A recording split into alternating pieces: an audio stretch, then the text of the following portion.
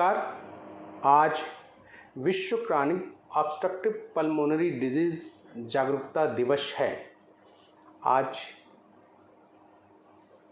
Net के माध्यम से ही पता चला, क्योंकि मेडिकल मेरा विषय तो नहीं है, तो नेट के माध्यम से ही पता चला।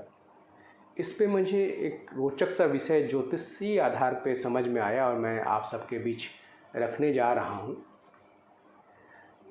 आज की तारीख में जो यंग जनरेशन है बहुत आयत मात्रा में स्मोकिंग की शिकार हो रही है, बहुत ज़्यादा सिगरेट पीने की शिकार हो रही है। और सिगरेट एक हानिकारक पल्मोनरी डिजीज़ का कारक भी है। वो खुद को तो नुकसान पहुंचाता ही है, साथ साथ दूसरों को भी नुकसान पहुंचाता है।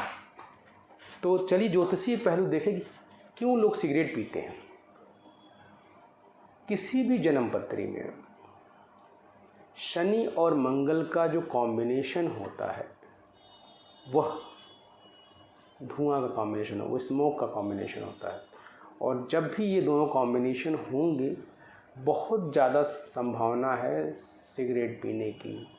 लेकिन किन कंडीशंस में, अगर शनि और मंगल नामक ग्रह युति बना रहे हैं और पंचम भाव में बृहस्पति नामक ग्रह का या पंचम भाव से बृहस्पति का कोई रिलेशन या दृष्टि नहीं है, और पंचमेश नामक ग्रह जो है किसी भी कुंडली का कमज़ोर स्थिति में हो, निर्बल स्थिति में हो, कॉन्फिडेंस लैग हो, चौथे आठवें 12वें हो, तो निश्चित तौर पे ऐसा व्यक्ति सिगरेट पीता ही पीता है। शनि मंगल आपस में मूल त्रिकोण का संबंध बना रहे हों और पंचमेश बहुत कमज़ोर हो, निर्बल अवस्था में हो, और बृहस्पति का पंचम भाव से कहीं कोई रिलेशन न हो, तो निश्चित तौर पे ये व्यक्ति सिगरेट पीता है। ये कॉम्बिनेशन नवमांसा में भी देखा जाना चाहिए।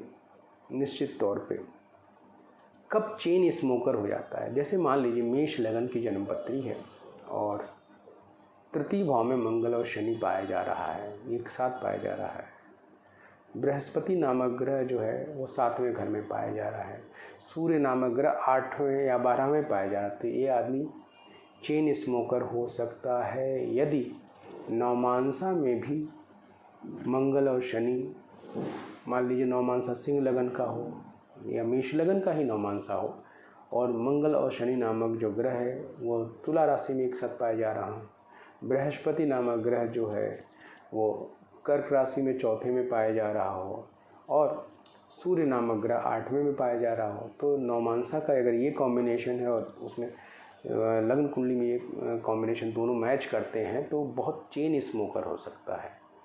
ऐसे ही वृषभ लगन की कुंडली में अगर शनि मंगल नामक ग्रह हैं जो पंचम भाव में पाए जा रहे हैं और पंचमेश नामक ग्रह अष्टम भाव में 12वें घर में पाया जा रहा हो, और ऐसी स्थिति में बृहस्पति नामक ग्रह जो है वो भी अष्टम में या 12वें में पाया जा रहा हो, या बृहस्पति नामक ग्रह जो है वो चतुर्थ में पाया जा रहा है, या बृहस्पति नामक ग्रह 7वें घर में पाया जा रहा है, तो भी ऐसा व्यक्ति चेन स्मोकर हो सकता है।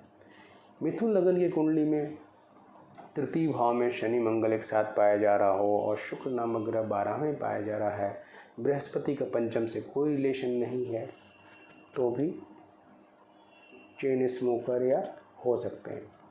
इस तरह से सभी कुंडलियों में जो मंगल और शनि का कॉम्बिनेशन है वो चेन स्मोकर बना सकता है। कर्क लगन की कुंडली में पंचम भाव में शनि मंगल एक साथ पाया जा रहा है और बृहस्पति नामक ग्रह जो है वो अष्टम में, या बृहस्पति नामक ग्रह सप्तम में पाया जा रहा है जिसका पंचम से कोई रिलेशन नहीं है। यही स्थिति नवमांसा में भी सब चीज़ें बनती हैं, तो यह आदमी निश्चित तौर पे चेन स्मोकर हो सकता है। सिंह लगन की कुंडली में शनि मंगल नामक ग्रह तृतीय भाव में पाया जा रहा है, या सप्तम भाव में पाया जा रहा है, या द्वादश भाव में पाया जा रहा है, अष्टम भाव में पाया जा रहा है, और पंचमेश बृहस्पति बहुत निर्बल अवस्था में सप्तम भाव में पाया जा रहा है और कहीं से भी पंचम भाव से रिलेशन नहीं है, और इस मंगल शनि से भी कोई रिलेशन नहीं बन पा रहा है, तो यहाँ पर भी चेन स्मोकर हो सकता है। इसी तरह से कन्या लगन की कुंडली में अगर पंचम भाव में शनि मंगल बैठ जाए, या शनि मंगल नामक ग्रह जो है वो द्वादश स्थान में, अष्टम स्थान में पाया जाए या लग्न में भी पाया जाए और बृहस्पति नामक ग्रह पंचम से कोई रिलेशन ना बना पा रहा हो या शनि मंगल से कोई रिलेशन ना बना पा रहा हो, कमज़ोर स्थिति में हो बृहस्पति या मजबूत स्थिति में हो बृहस्पति, क्योंकि यहाँ अकारक बृहस्पति हो तो मजबूत स्थिति, तो निश्चित तौर पे ये चेन स्मोकर हो सकता है।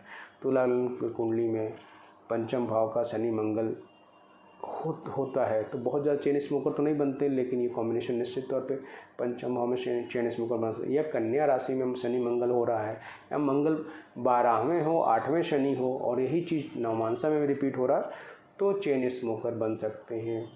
वृश्चिक लग्न की कुंडली में भी अगर शनि मंगल नामक जो ग्रह है वह तीसरे घर में पाया जा रहा हो या पंचम भाव में पाया जा रहा हो या 12वें पाया जा रहा हो, 8वें पाया जा रहा हो, चौथे घर में पाया जा रहा हो और बृहस्पति का पंचम भाव से कोई रिश्ता ना बन पा रहा हो, बहुत केवल मतलब कमज़ोर स्थिति में हो, कहीं से भी उसकी दृष्टि ना हो पा, कहीं से भी वो संभाल ना पा रहा पंचम भाव को, तो ऐसा आदमी चेन स्मोकर हो सकता है, चेस्ट कंजेशन हो सकता है या हो सकता है यही चीज़। लेकिन नवमांसा में भी ये चीज़ें दिखनी चाहिए, सारे जितने भी मैंने एग्जाम्पल दिया है नवमांसा में भी देखनी चाहिए। इसी तरीके से आपका धनु लगन में तृतीय भाव का मंगल शनि बहुत ख़राब हो सकता है, सप्तम भाव का मंगल शनि बहुत ख़राब हो सकता है, 12वें घर का मंगल शनि, 8वें घर का मंगल शनि ख़राब हो सकता है और ये चीज़ नवमांसा में पाया जा रहा है। पसते पंचम भाव का जो पंचम भाव में बृहस्पति का कोई कंट्रोल ना हो रहा हो नवमांसा में चाहे इसमें, तो निश्चित तौर पर चेन में होगा। इसी तरह से मकर लगन की कुंडली में देखा जाए तो पंचम भाव में मंगल शनि का जो कॉम्बिनेशन है, लग्न में मंगल शनि कॉम्बिनेशन है, 8वें 12वें मंगल कॉम्बिनेशन चेन स्मोकर बनाता है और यही चीज़ अगर हम नवमांसा में भी रिपीट करती है और बृहस्पति का जो कोई कंट्रोल नहीं होता है तो निश्चित तौर पे यहाँ पर भी यही स्थिति बनती है। अब आते हैं कुंभ लगन में। कुंभ लगन की कुंडली में तृतीय भाव का अष्टम भाव में, द्वादश भाव में या सप्तम भाव में शनि मंगल की युति हो और पंचमी बुध किसी अष्टम